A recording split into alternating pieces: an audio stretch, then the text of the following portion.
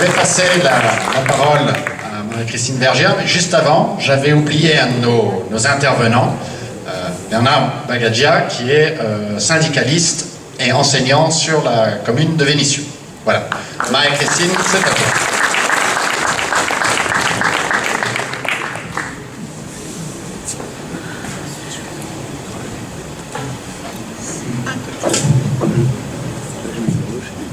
Vous m'entendez là?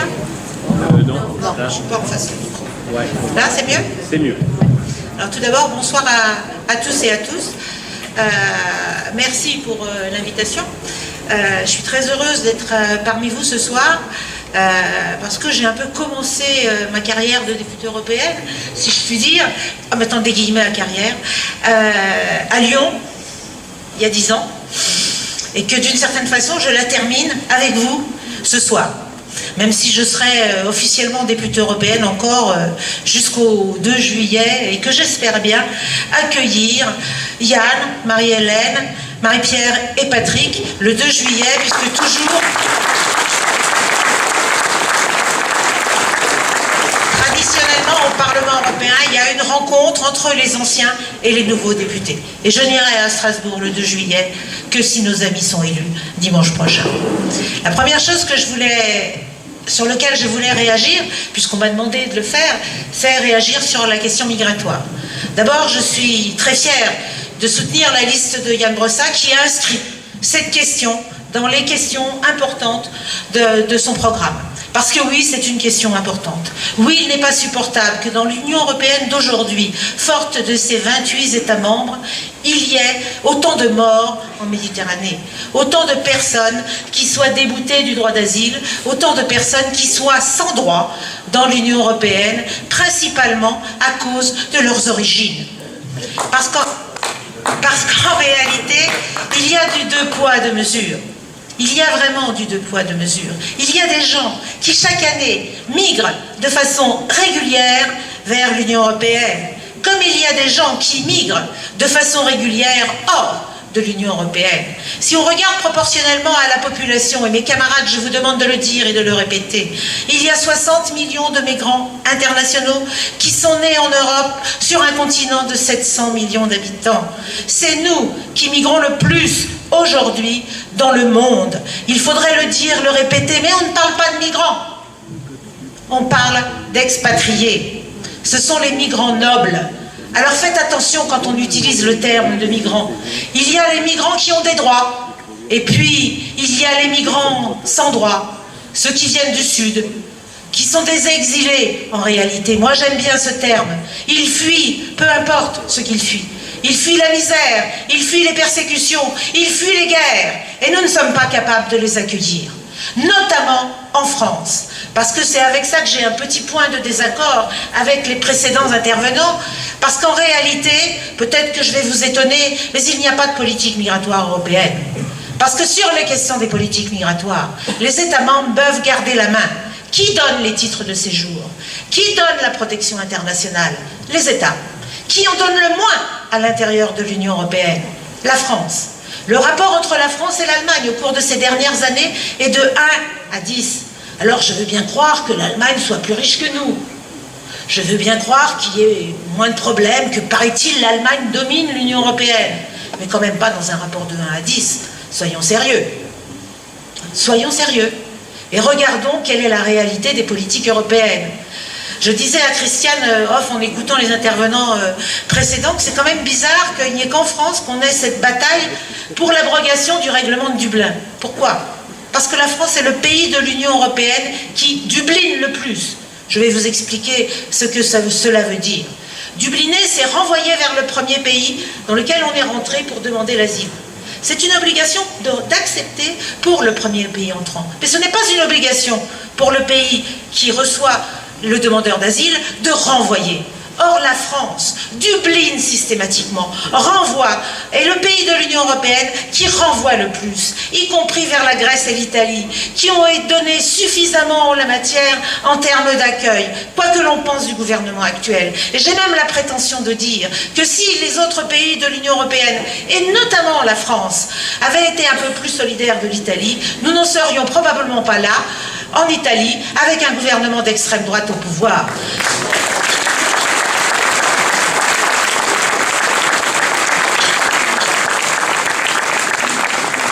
Excusez-moi, j'ai une bronchite chronique, donc...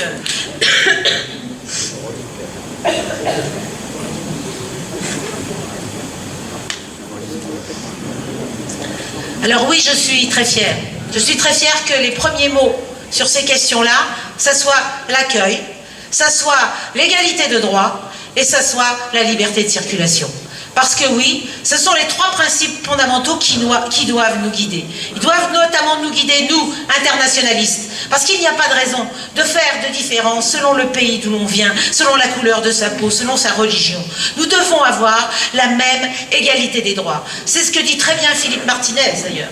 Philippe Martinez, il dit le problème, ce n'est pas l'immigration, c'est l'égalité des droits. Et il a parfaitement raison. C'est notre bataille sur ces questions-là. Le deuxième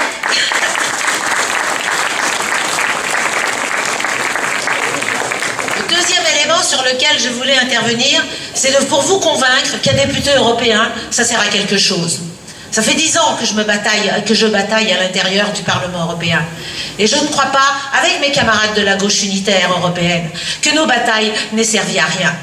Je pense que je dois vous dire que le Parlement européen, contrairement à ce qu'on raconte, a autant de pouvoir, sinon plus, excuse-moi André, que l'Assemblée nationale. Au Parlement européen, il n'y a pas de groupe majoritaire.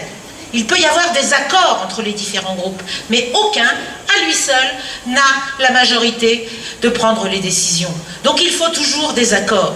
Alors oui, le plus souvent, le groupe socialiste et le Parti populaire européen sont d'accord, notamment sur les questions économiques. Et nous ne pouvons que le regretter, et nous bataillons notamment contre les politiques austéritaires et leurs dramatiques conséquences sociales depuis 10 ans. Je peux vous dire aussi qu'en 2014, nous sommes le groupe qui avons le plus progressé. Nous sommes passés de 35 membres à 52 membres. Parce qu'un certain nombre de nouveaux parlementaires sont venus nous voir en disant « Vous au moins, vous êtes clairs sur les politiques austéritaires, vous n'êtes pas comme d'autres groupes et nous voulons rester avec vous et travailler avec vous. »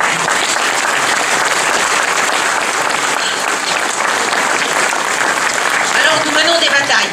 Comme André, les députés, comme Eliane et les sénateurs mènent des batailles à l'intérieur de l'Assemblée nationale et du Parlement. Nous sommes des lanceurs d'alerte. Peut-être que vous vous rappelez qu'il y a 10 ans, Francis Wurth avait fait sortir la directive Bolkestein, sans laquelle, sans son intervention, il y aurait eu beaucoup de silence. Comme il y a quelques années, Patrick Le Garrigue a fait sortir l'accord sur le TAFTA dans l'humanité, les négociations se faisant en douce, si vous me permettez cette expression. Et notamment la question du TAFTA est une question intéressante. Je me rappelle très bien, sur la question des rapports de force à l'intérieur du Parlement européen, je me rappelle très bien du premier vote au Parlement européen, il y a 10 ans, quand j'arrivais au Parlement européen. Nous étions moins d'une centaine à voter contre le TAFTA. Il y a 4-5 ans, au moment où les négociations étaient le plus tendues, ça avait des élections présidentielles d'ailleurs, parce que la France commençait à dire qu'elle était contre le TAFTA. Donc la Commission européenne a demandé au Conseil de confirmer le mandat, parce que la Commission ne négocie pas sans un accord du Conseil, sans un accord des États membres. Donc la Commission a demandé de confirmer. Et au Parlement européen, nous avons mené la bataille et nous étions plus de 250. Et il y a quelques semaines, parce que vous savez peut-être que les négociations, alors j'ai oublié de dire, TAFTA, c'est pour ceux qui ne savent pas, c'est l'accord de libre-échange entre l'Union européenne et les États-Unis. Vous savez sans doute que M. Trump disait qu'il ne voulait pas de ce fichu TAFTA, mais que les négociations ont néanmoins repris sur un profil bas, mais sans changer le mandat de négociation. Le Parlement européen a à nouveau mené la bataille. Et nous avons été majoritaires pour dénoncer la façon dont la Commission travaillait sur ces questions-là. À tel point que la droite, quand même majoritaire au Parlement européen, a refusé toute résolution du Parlement européen pour que la résolution telle qu'elle avait été adoptée, telle qu'elle pourrait être adoptée, ne soit pas contre le TAFTA. Donc ça veut dire que les rapports de force peuvent bouger, et notamment peuvent bouger avec la mobilisation citoyenne. Nous avons aussi mené d'autres batailles encore plus emblématiques, parce qu'on ne sait pas que c'est la gauche européenne qui a mené la bataille au départ sur la question de la pêche électrique. C'est nous qui avons, pour les premiers, posé la question de l'interdiction de la pêche électrique. Si vous regardez ces questions, l'association Bloom, qui était l'association qui a mené la bataille, le dit aujourd'hui. C'est la gauche européenne qui a mené cette bataille. Et nous l'avons gagnée. Aujourd'hui, la pêche électrique est interdite. Et la pêche électrique, ça veut dire quoi? C'est la protection de la faune et de la flore dans les océans. Il faut voir comment ces bateaux détruisent tout sur leur passage. C'est une bataille contre ces fameux lobbies. Oui, il y a des lobbies, mais j'oserais dire qu'il y a des bons et des mauvais lobbies. Quand les associations environnementales, quand les associations de citoyens nous soutiennent, nous sommes plus forts pour mener la bataille au niveau des États, au niveau du Parlement européen. Et dans la bataille, il faut que vous sachiez aussi que cette bataille se fait entre le Parlement européen et les États membres. Et sur les questions migratoires, c'est ça qu'il faut mener. Et nous avons à l'avenir des batailles à mener ensemble, notamment au Parlement français et au Parlement européen. J'espère que nous arriverons petit à petit à le construire. Parce que ce n'est que comme ça que nous arriverons à bouger les politiques européennes. Parce qu'autrement, c'est tellement facile de dire c'est la faute à Bruxelles, c'est la faute aux technocrates de Bruxelles. Moi, je vous dis que les gens qui sont en face de nous, ce sont des politiques. Parce que quand les technocrates gouvernent, ça veut dire que les politiques renoncent à leurs prérogatives. Mais ce n'est pas le cas à Bruxelles. Ce sont des ultralibéraux qui gouvernent. Les commissaires européens sont des hommes et des femmes politiques. Et vous allez le voir dans les discussions qu'il va y avoir à dire. Il faut arrêter de considérer qu'on n'a pas de pouvoir par rapport à ça. Nous avons du pouvoir. Nous ne sommes que 50. J'espère que nous continuerons à être aussi nombreux, et j'espère même que nous serons un petit peu plus nombreux, parce que nous espérons avoir des députés dans un certain nombre de pays dans lesquels nous n'en avions pas jusqu'à présent. Et il faut continuer à mener cette bataille. Donc mes camarades, mes amis, il nous reste encore 5 jours, 6 jours. Moi, je suis fière de travailler avec vous tous pour que nos camarades soient élus le 26 mai au soir. Parce que je crois, comme Yann nous l'a dit, que nous sommes effectivement la force du cœur, la force de la générosité, la force du désintéressement. Et quand je vois les personnes qui aujourd'hui disent « je vais voter pour Yann Brossard », je trouve que le nombre enfle et que ça commence à faire du bruit. Alors faisons du bruit tous ensemble. Et le 26 mai, comme Yann nous dit très bien, créons la surprise.